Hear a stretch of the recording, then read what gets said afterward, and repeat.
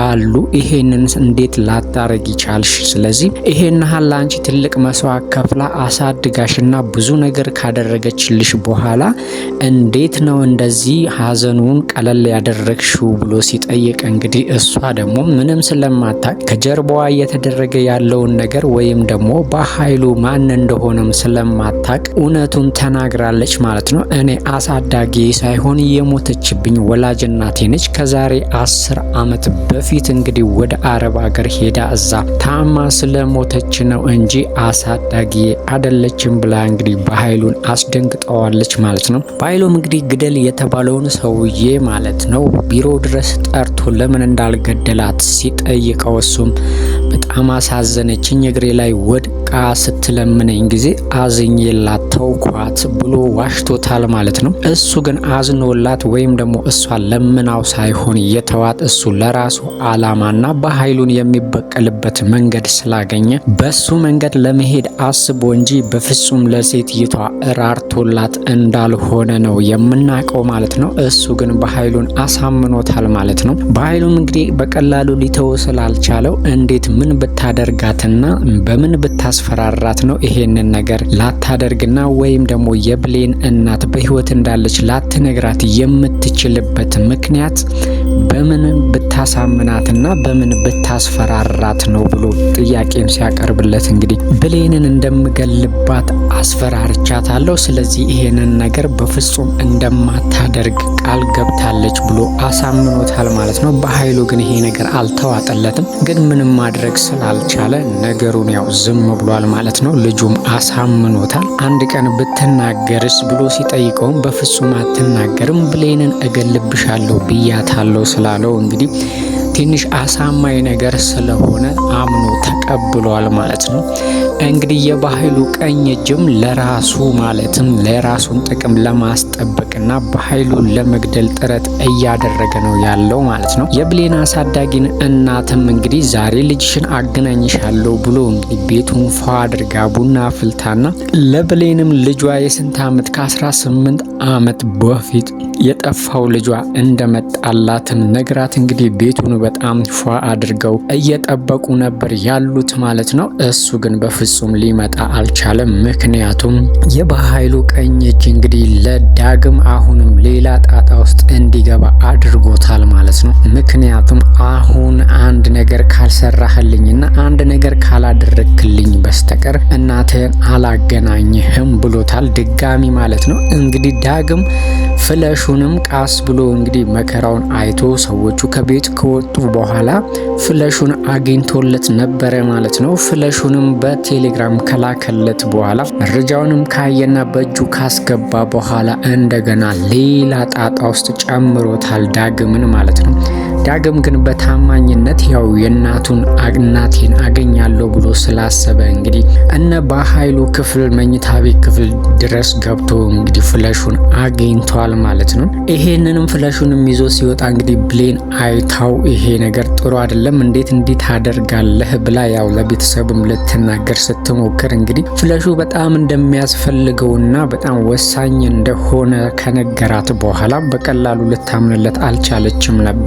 ይሄ ፍለሽ እናቴን ያገናኘኛል፣ ከእናቴ የሚያገናኘኝ ፍለሽ ነው፣ ስለዚህ በጣም አስፈላጊ ነው፣ በቀላሉ ላስቀምጠው አልችልም ወይም ልመልሰው አልችልም ካላት በኋላ እንግዲህ እሷም ሆዷ እራርቶለታል ማለት ነው። ምክንያቱም የእናትን ነገር ስለምታውቀው ህመሙን፣ ስቃዩንና ስሜቱ ስለምትረዳ የእናቱን ስም ሲጠራባት እንግዲህ ለቃዋለች ማለት ነው። ዳግምም በቀላሉ ፍለሹን አግኝቶ ለልጁ ሰጥቶት ነበረ።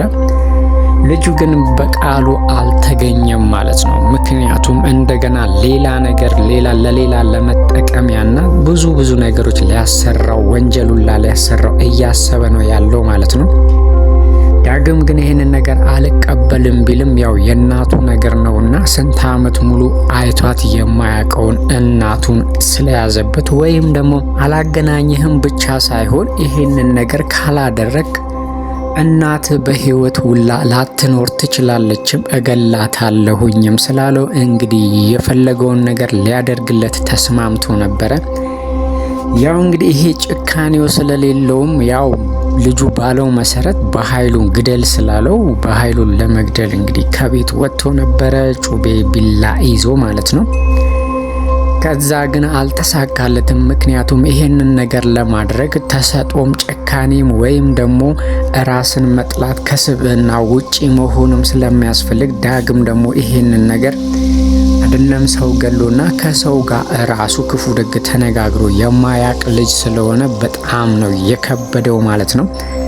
ነገሮችን እንግዲህ በራሱ መንገድና ይሆናል ባለበት መንገድ ለማድረግ ሞክሮ ነበረ። በኃይሉንም እንግዲህ በጨዋ ደንብ እናቱ የት እንዳለች ለማወቅና ለመጠየቅ እየሞከረ ነበረ ማለት ነው። በኃይሉ ደግሞ በዳግም አጠያየቅም ዳግም እሱ ጋር በመገኘቱም በጣም ተገርሞ ነበረ ማለት ነው። ስለዚህ ዳግም ደግሞ ከዛሬ 18 ዓመት በፊት ከልናቴ ነጥቀኸኝ ለትንሽዬ ብርና ለጥቅም ብለህ ከቤተሰቦቼ ሁሉ ነጥለህ ብቻዬን አስቀርተኛል። ስለዚህ እናቴ የት እንዳለች ልትነግረኝ ይገባል ብሎ ሲያፋጥጠው እንግዲህ በጩቤውም ሊያስፈራራው ሲሞክር በኃይሉ ግን ያው ምንም አልመሰለውም ማለት ነው። ስለምታወራው ነገርም የማቀው ነገር የለም ብሎታል። እሱ ግን እባክህ እናቴ የት እንዳለች ንገረኝ ብሎ ቢማጽነውም ሊነግረው አልቻለም ማለት ነው። ይባስ ብሎ እንደውም ያው ዳግም ካወቃት ብሎ ፎቶም አውጥቶ አሳይቶት ነበረ። ፎቶውንም በፍጹም አላቀውም ብሎታል። ዳግም እንግዲህ በጩቤ ሊወጋው ፈልጎ ነበረ፣ ግን አልተሳካለትም፣ አልቻለም ማለት ነው። ይሄንን ማድረግ ህሊናው አልፈቀደለትም። ላደርግም ቢል በቀላሉ የሚሳካለት አይሆንም ነበረ ማለት ነው። ምክንያቱም በኃይሉ በጣም ብዙ ወንጀለኞችን የሰራ የብዙ ሰዎችን ህይወት ያጠፋ ስለሆነ ለሱ ይሄ ነገር ተራ ነገር ነው የሚሆንበት ማለት ነው። ስለዚህ ዳግም የያዘውን ጩቤ ሲያይ እንግዲህ ከመሳቢያ ውስጥ እሱም በተራው ሽጉጡን አውጥቶበታል ማለት ነው። ግን ሽጉጡን እንዳወጣ ያው በኃይሉ ስልክ ተደውሎለት ነበረ ማለት ነው። ምን አይነት ስልክ እንደሆነ ባናቅም አስደንጋጭ ወይም ደግሞ አስቸኳይ ስልክ ስለተደወለለት ዳግምን እንግዲህ እዛው ቢሮ ውስጥ ትቶ ሄዷል ማለት ነው።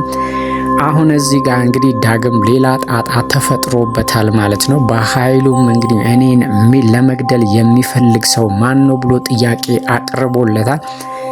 ይሄንን እንግዲህ ደግሞ ወይ ካላወጣ ካልተናገርክ ብሎ ሌላ ጣጣ ውስጥ ሊጨምረው ይችላል ማለት ነው። እንግዲህ ያው ልጁ ጋር ያለው ፋይል በኃይሉን ህይወት ካላበለሻሸው በስተቀር አሁን ላይ ዳግም እንግዲህ ትልቅ ስህተት ሰርቷል ማለት ነው። ወይ እንደዛው ዝም ብሎ ቢቀርበት ነበር የሚሻለው።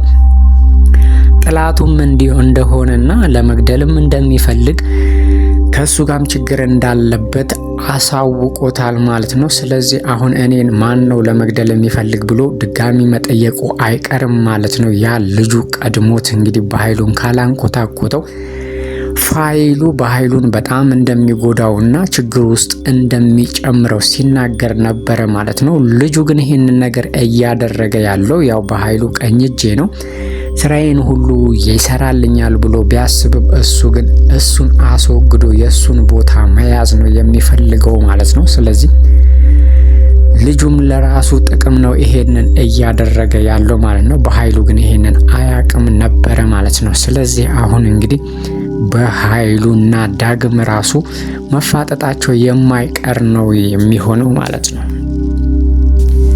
የብሌን አሳዳጊም እንግዲህ ልጄ ይመጣል ብላ ደፋ ቀና ብላ እየጠበቀችው ነበረ። በጣም ቆይቶባቸዋል። ለማየትም በጣም ጓጉተው ነበረ ማለት ነው። ብሌንም እንግዲህ ወንድም እንዳገኘችና ልጇን እንዳገኘች ስትነግራትም በጣም ደስ ብሏታል ማለት ነው። ግን ልጇን ካገኘች በኋላ ደግሞ ብዙ የምትነግራት ነገርም እንዳለ እየነገረቻት ነበረ ማለት ነው። ምክንያቱም አሁን ዳግምን ካገኘች በኋላ ሰላም በህይወት እንዳለችና ወይም ያለችበትን አድራሻ ስለምታቅ ሰፈሩን ልታሳያትና ልትወስዳት እንደምትችል ነው እንግዲህ እያሰበች ያለችው ማለት ነው። እዚህ ጋር ግን የዳግም መምጣት ወሳኝነት አለው ማለት ነው። አሁን ላይ ዳግም ወደ እናቱ በፍጹም የሚሄድበትን አጋጣሚ አላገኘም። ምክንያቱም ልጁ እንደዚህ በቀላሉ ሊነግረው አልቻለም። ብዙ ነገሮችን ሊያሰራው ያሰበ ነው የሚመስለው። በቀላሉ እንግዲህ ሄደህ በኃይሉን ግደል ብሎታል ማለት ነው። ይሄ እንግዲህ ምን አይነት ጨካኝ እንደሆነ ነው የሚያሳየው ማለት ነው። እዚህ ጋር ግን አሁን ዳግም ትልቅ አጣብቂኝ ውስጥ እየገባ ነው የሚመስለው ማለት ነው። በኃይሉን መግደል አልቻለም። ስለዚህ በኃይሉ ደግሞ ማን እንደሚገለው ለማወቅ መጣሩ ስለማይቀር ዳግምን እንግዲህ ችግር ውስጥ መክተቱ አይቀርም ማለት ነው። ያኛው ልጅ ደግሞ እንግዲህ የዳግምን እናት አድራሻ የሚያውቀው ደግሞ የበኃይሉ ቀኝ እጅ ነው። ስለዚህ ነገሮች ሊወሳሰቡ ይችላሉ ማለት ነው። ዳግም እንግዲህ ልጁን እናቴን አድራሻ ንገረኝ እያለው እየወተወተው ነበረ። እሱ ግን የሚፈልገውን ነገር ካላደረገለት እናቱንም እንደማያገናኘው ካለማገናኘትም ባሻገርም ወይም ደግሞ እንደሚገላትም እየነገረው ነበረ ማለት ነው። ስለዚህ አሁን ዳግም በቀላሉ እናቱን ሊያገኝ አይችልም ማለት ነው።